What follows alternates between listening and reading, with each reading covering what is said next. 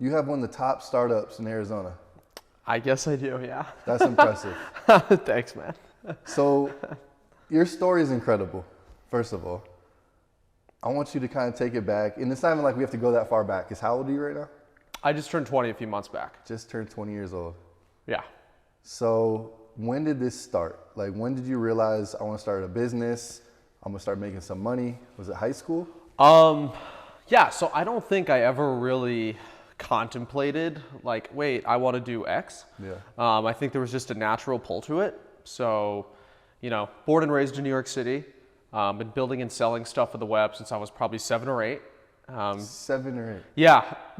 This what is were funny. you selling on the web at 7? Have you heard of the show Thomas the Tank Engine? Yeah, like Thomas the Train, yeah. Right. So when I was 7 and 8, around that age, I used to watch that show all the time. Yeah. And so at a certain point, I believe the company that makes all the toys is called Mattel. And so Mattel at a certain point stopped making the wooden version of the toys, and they shifted to only plastic. And all of my friends wanted my wooden toy sets because like they were turning into these collectibles. And I had just crate on crate on crate of them. And so I was just like, all right, like I'll give you a crate for like $25. And it worked. And so we just started trading and selling wooden toys for cash. So that's how it started. Kind of did a whole bunch of other random stuff on eBay until I was probably 14 or 15. My mom was a typical Israeli New York City corporate drill sergeant. So really intense, you know, one of those tiger moms.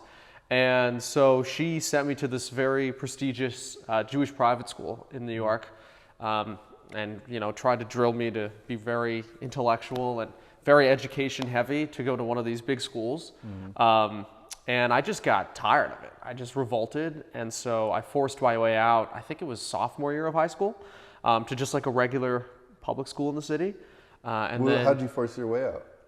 Well, the problem was most of, you know, I'd say probably half of my days inside of this private school is called Solomon Schechter, were Jewish studies. And so I was just tired of it.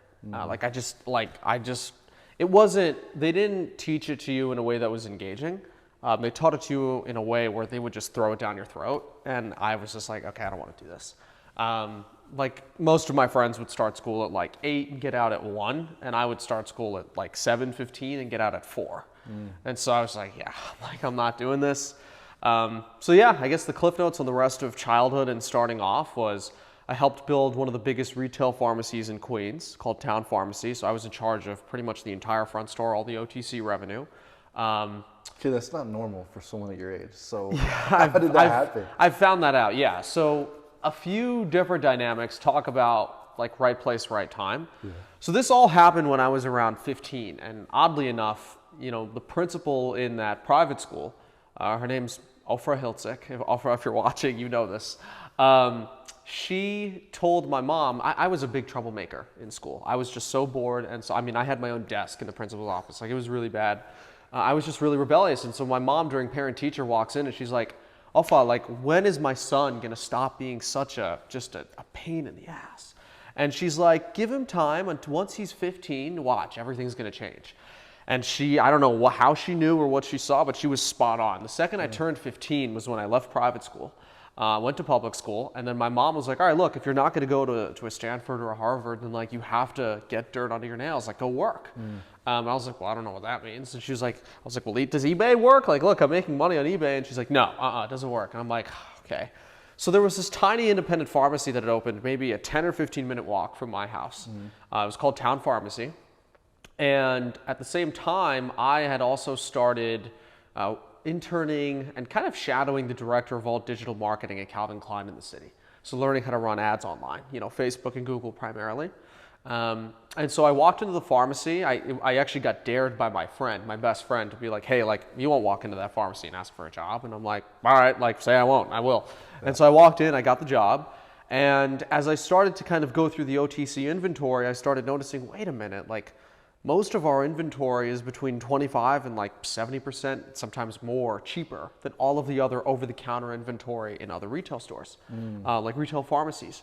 And so I was like, this is interesting, hence my time at Calvin Klein.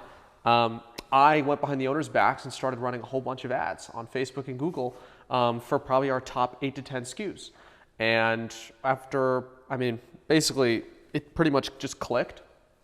We had a lot of families. We were catering to a very high-end clientele in the city, so we were doing like free same-day delivery, and on top of that, there was a grocery store next door, and so we, for no charge, would also get their groceries. Like, this was a very white glove kind of pharmacy.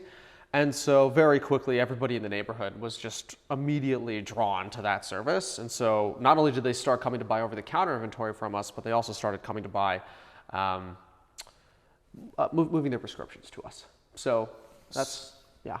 So you did behind their back, meaning they saw this spike in customers. Yeah, orders and over-the-counter, like over-the-counter orders. Where is this coming from? Yeah, they're like, what the hell is this? And Yeah. so like they went online, and like me and one of the owners, Eldon, had chatted a lot about like launching these ads and all that kind of stuff. So he went onto the Facebook account for Town Pharmacy, and he's like, this bastard, like he's running ads, like what the hell? So yeah, he was mad, but then he wasn't mad because he was like, you went behind my back, but like we're making a lot of money now. So it's like, so that was kind of my first real introduction. I basically ended up growing the front store to thousands of SKUs, millions of dollars in revenue over the next 2.5 years or so, and up until I graduated high school. And then I got into tech kind of illegally, somewhat skeptical, a little weird. So when I moved from private school to public school, I didn't know, but I had nearly enough credits to actually graduate as a sophomore.